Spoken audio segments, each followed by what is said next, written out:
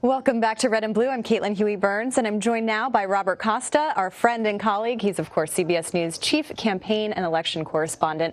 Bob, good to see you. Happy Monday. I wanted to ask, I know you were listening to that interview that we just did with Mark Short.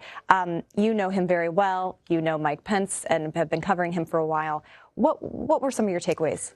It was an intriguing interview, and really enjoyed hearing that conversation you had with Mark Short, because former Vice President Pence, clearly based on this conversation, this interview, is moving toward a possible 2024 presidential run. And he's trying to build his base inside the Republican Party. As you noted, he's going to his home state of Indiana, where he now lives, on Tuesday night to speak to a group there going to likely talk about abortion rights and his opposition to abortion rights. And you see him navigating a changing Republican Party, but a Republican Party that in many respects still echoes what he saw and was guiding when he was in the Trump administration as vice president. Socially conservative, but there are other options out there beyond Vice President Pence. Former President Trump, of course, considering another run for the White House. Virginia Governor Glenn Youngkin, very much in the Pence persona politically when it comes to socially conservative positions. Yeah, it's really interesting to see Pence engage on the issue of abortion. And as you listen to Mark Short,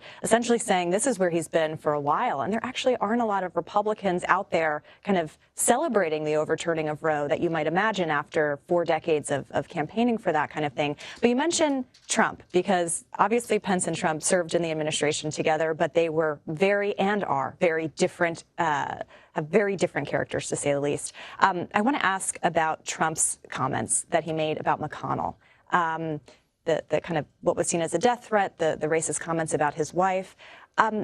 We just haven't seen Republicans criticize him at all. Is it kind of that's baked in at this point and they just don't want to focus on any feuds? What do you make of all of that? And why is he going after McConnell? He can't stand Leader McConnell. It goes back to how McConnell handled January 6th and laid a lot of the blame on then-President Trump's shoulders for his role in his rhetoric ahead of the Capitol attack and his action or lack of action during the Capitol attack. And that animosity has continued ever since 2021, even though they did politically do a lot together. A transactional bond politically in the sense that they overhauled the federal judiciary, installed many conservative judges across the federal judiciary. What you're seeing now inside the Republican Party is a recognition that Trump remains an extremely combative political figure. And there's a reluctance, whether it's Senator Scott or former Vice President Pence, to have direct combat with him politically, knowing that he still commands a base, even if it has diminished in some ways. He still is out there on the campaign trail, unusual for a former president. And they all want to try to build their own political capital without having a war with Trump. Now, that may become impossible if Trump begins to run for the nomination in 2024. And if you want that nomination as well, you're eventually going to perhaps have to take him on directly. But for now, you see them all avoiding the firefight.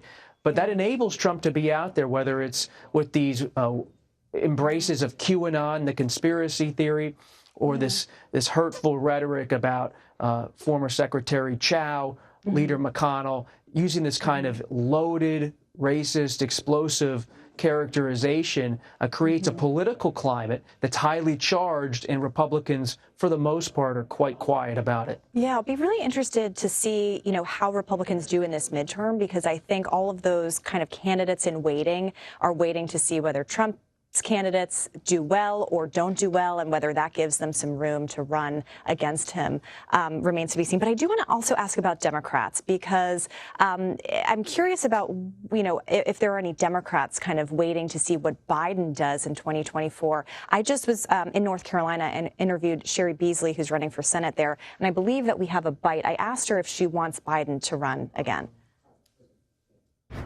Do you want the president to run again? I don't think he's going to call to ask me. And what I know is that 41 days from now, we will have an election that will be critical for North Carolina and for this country. And it is so important for people to take this election very seriously and to be thinking about the fact that there is a clear choice in this race.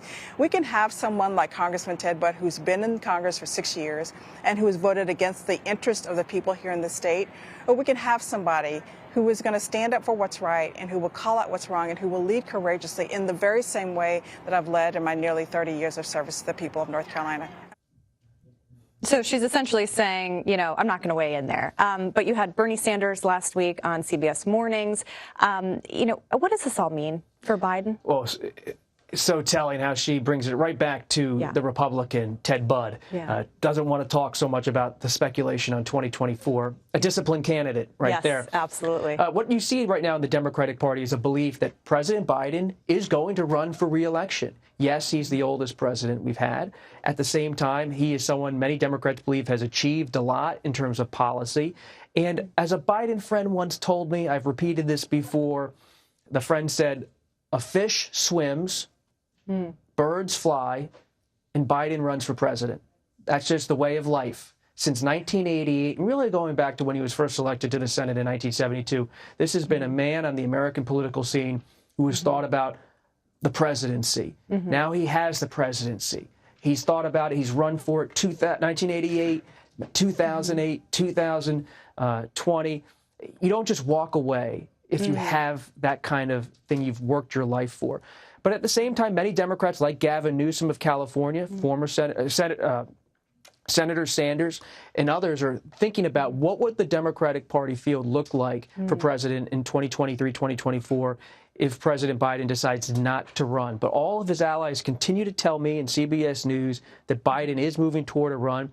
And the other complicating factor, if you are an ambitious Democrat, Vice President Harris, just like could be someone who you're going to have to run against. That could be difficult. That's very interesting. And like I said about Republicans, it'll be interesting to see how Democrats do this cycle.